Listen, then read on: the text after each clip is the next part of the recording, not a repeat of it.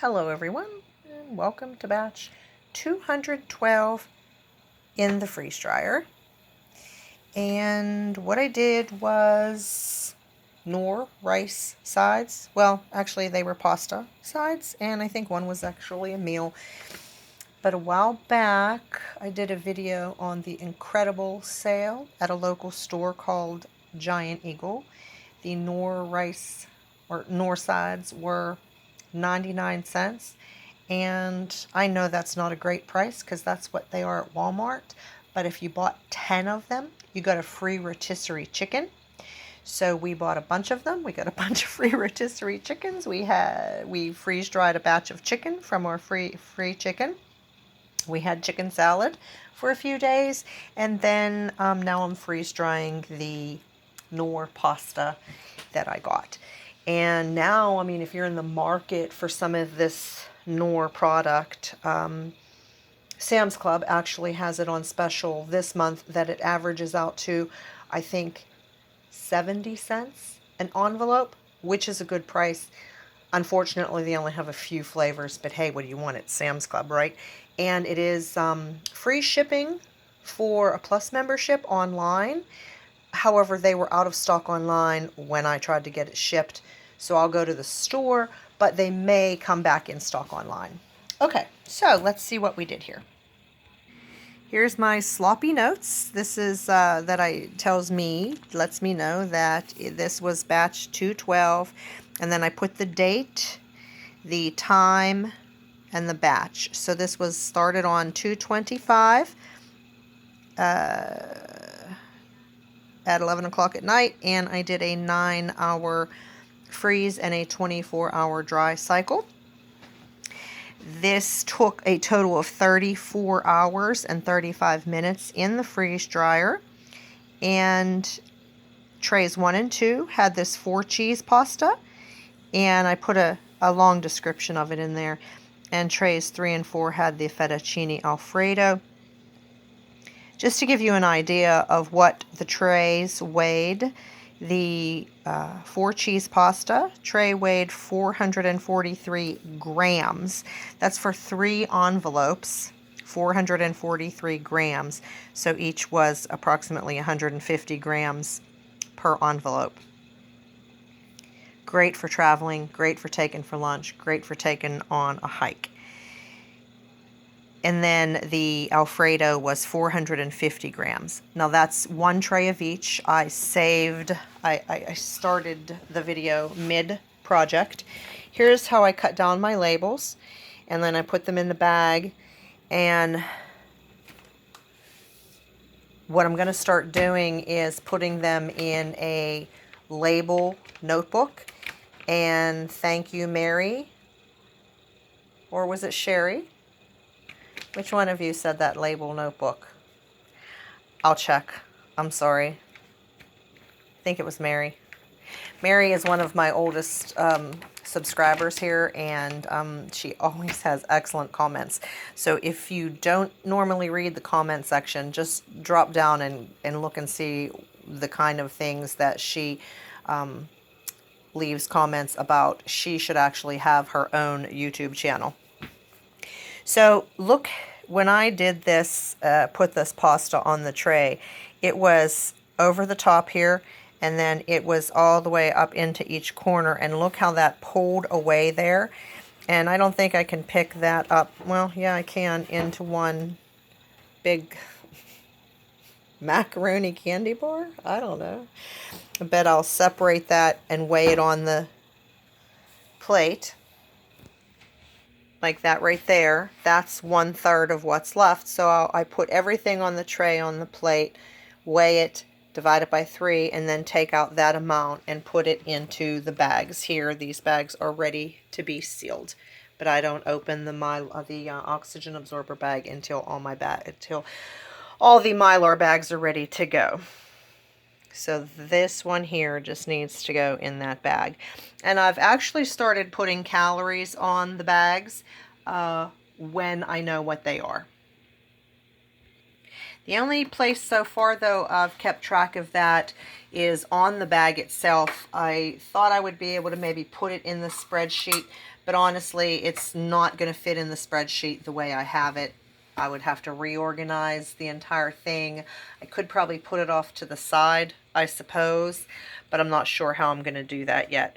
I know that calories are important in your long-term preps, but the reason I feel it may not be as important is just because I'm going to keep on prepping. I don't keep track of calories now, so I feel like if I were totally out of food, I would want to know calories, but we're going to cut back on what food we have to conserve anyway. So when I know them, and when I don't, I don't. I mean, simple as that. And then a lot of my stuff is in storage is ingredients, like sugar and wheat berries and things like that. So I don't know how to do the calories on that. But then we get over here to the Alfredo, the fettuccine Alfredo, and this is the first time I've ever had anything lift up like that. It's actually walkable. That's crazy. It just like bent up in the middle. And I don't know, maybe it's because I add time and over dry. I don't really feel like you can over dry. The product is, yeah,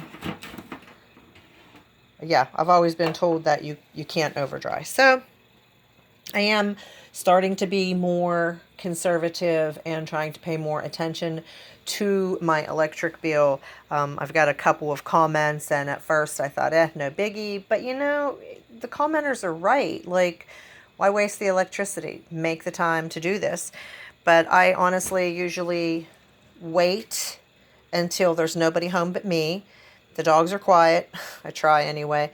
And I have time to have the kitchen to myself, because I don't want somebody running in here and pinching off the food and tasting it and getting in my way. And then, that's just, okay. So anyway, here is the fettuccine Alfredo, and then I'll do the same thing with that. And I thought about making copies of these labels and taping them on the bags. But you know what? I do that with the tea, and it's just a pain in the butt. It makes the tea look a lot nicer when it has a label on the Mylar bag. And I mean, really, look, wouldn't that look great if that were there? But then I have the tape, and I have to put it down, cut it, measure it out, and then that would look really nice there. I don't think I want to get involved in gluing it there, and then what am I going to do if they start peeling off? So I feel like that would make a much better presentation, but honestly, I'm not selling this. So I thought maybe I would put some of these labels on the outside of the box that they are stored in, but then I'm not sure. And I'm definitely going to start doing the label notebook idea. So that's about it for batch 212. Now, since each envelope's actually going in its own Mylar bag, I'm going to end up with only 12 bags, Mylar. And how many do I like to do at one time? You got it, 20. So I actually have these steel cut oats that I just got at Aldi. And while I was at Aldi, I actually did an online price check for steel cut oats on Amazon and Walmart.com. And this is the best price. Honestly, I'm so sorry, I can't remember what I paid, but it was the best price per ounce for steel cut oats. And I'm not a Walmart hater, but if I can take some money and spend it elsewhere, I definitely do, and especially Aldi. I love Aldi's prices, and we don't get our produce anywhere but Aldi, and even if we shop other than Aldi, we don't buy Walmart's produce. Haven't been satisfied with theirs for a long time. Too many times we've gotten those mini cucumbers and they're rotten and things like that, and I don't want to be bothered with taking it back. And then I also got this salt that I picked up at Dollar Tree, because remember, it was the best price going at $1 a pound until someone told me that Big Lots had this one, a 5-pound box container, for $4. So between all of this, I'm definitely going to be able to come up with the other 8 bags that I need to complete my, use up all the oxygen absorbers in that bag. So that's it, guys. That's what I'm prepping today. That was batch 212 in the freeze dryer. It was fettuccine alfredo and 4 cheese pasta, which is kind of just a macaroni. I want to show you one other thing. In case you didn't notice on these bags, this is my fusilli, the 4 cheese pasta, and it's like poking out a little bit. But these Alfredo noodles, they're really pokey. So I'm got to be careful that they don't poke a hole, and I really don't think they will. However, this is definitely one of the reasons for consideration in when you decide the thickness of your Mylar bags. I only use 7 mil.